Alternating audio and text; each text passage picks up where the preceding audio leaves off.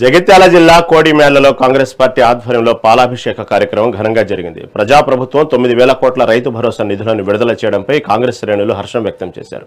ఈ మేరకు CM Revanth Reddy, MLA Medipalli సత్యం చిత్రపటాలకు పాలాభిషేకం చేశారు.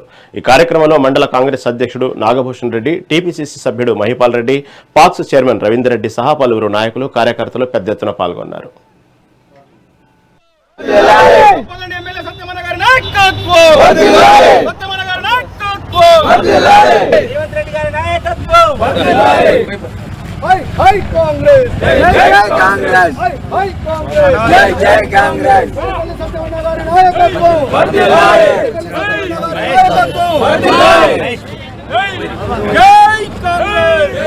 ఈరోజు 2,482 కోట్లు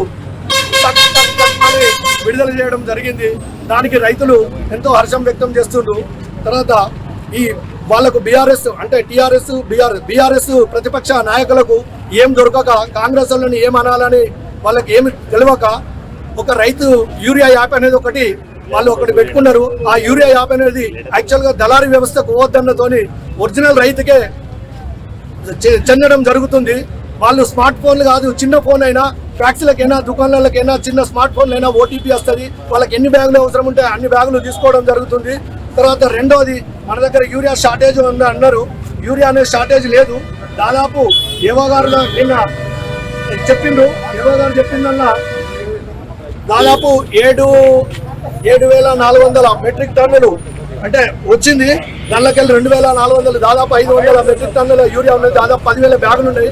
ఒరిజినల్ అయితే ఎవరైతే వస్తారో వాళ్ళు ఖచ్చితంగా వచ్చి ఓటీపీ ద్వారా యూరియా బ్యాగ్ లేదనుకుంటా దళారీ వ్యవస్థలు కాకుండా ఒరిజినల్ రైతుకే అందించిన ప్రభుత్వం రేవంత్ రెడ్డి గారి సర్కార్.